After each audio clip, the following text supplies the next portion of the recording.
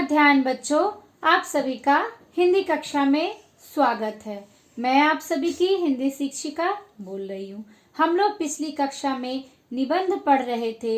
इस निबंध का शीर्षक है नींव की ईंट और लेखक है रामवृक्ष बेनीपुरी जी।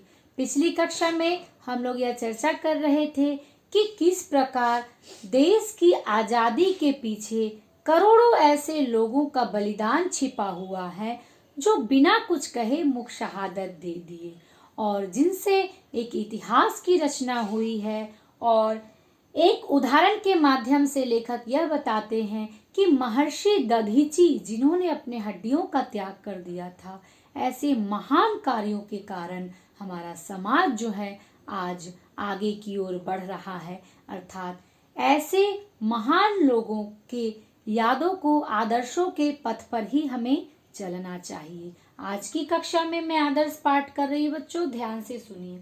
हम जिसे देख नहीं सके वह सत्य नहीं है, यह है मूढ़ धारणा। लेखक कहते हैं कि हम जो है जिसे नहीं देख पा रहे हैं वह सत्य नहीं है, यह मूढ़, अर्थात मूढ़ का अर्थ होता है मूर्ख, यह मूर्खता है। ढूंढने से सत्य मिलता, अगर हम ढूंढे, छानबीन करें तो हमें सत्य अवश्य मिलेगा। अर्थात हमारा परम कर्तव्य है, हमारा धर्म है ऐसी नींव की ईंट को ओर ध्यान देना, ऐसे महान लोगों की खोज में रहना जो नींव की ईंट बन सकते हैं। सदियों के बाद नए समाज की सृष्टि की ओर हमने पहला कदम बढ़ाया। आज हमारा देश आजाद है। ऐसे करोड़ों लोगों के बलिदान के कारण आज हमारा देश आजाद है।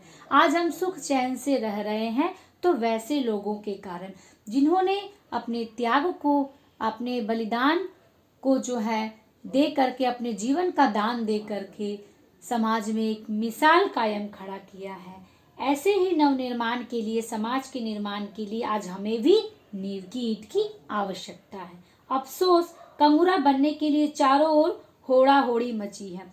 लेखक कहते हैं यह अफसोस की बात है, बिल्कुल चिंताजनक विषय है यह कि आज लोग जो है नींव की ईंट बनना नहीं चाहते।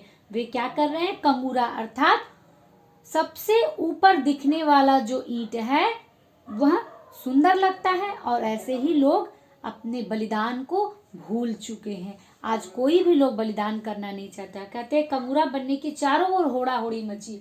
होड़ा होड़ी शब्द का अर्थ है प्रतिस्पर्धा। आज लोग जो है, सभी लोग जो है क्या बनना चाहते हैं? कंगूरा, जिसे लोग देख सके। हाँ, नींव की ईंट बनने की कामना लुप्त हो रही है। आज ऐसे महान लोग नहीं मिल रहे हैं जो लोग अपने आप को बिना स्वार्थ के त्याग दे समाज के नवनिर्माण के लिए, बल्कि आज तो है लोग जो है दूसरों को मार करके आगे की ओर चले जा रहे हैं। ऐसे लोग मिलेंगे। अब लेखक चिंता जताते हुए कहते हैं तो अगर आज सभी लोग अगर बलिदान नहीं देना चाहते हैं तो समाज का भला फिर किस प्रकार हो सकता है? 7 लाख गांवों का नवनिर्माण, हजारों शहरों और कारखानों का नवनिर्माण, कोई शासक इसे संभव नहीं कर सकता। कहता है कोई शासक पर यह डिपेंडेंट नहीं है कि वह जो है गांव बना दे, कारखानों का निर्माण कर दे, यह शासक पर निर्भर नहीं करता। जरूरत है ऐसे नौजवानों की जो इस काम में अपने आप को चुपचाप खपा दे। अर्थात आज की पीढ़ियों को आज ऐसा कार्य करने की आवश्यकता है जिससे हमारा समाज जो है निर्माण की ओर चले, जो एक नई प्रेरणा से अनुप्राणित हो। अनुप्राणित शब्द का अर्थ होता है प्रेरित।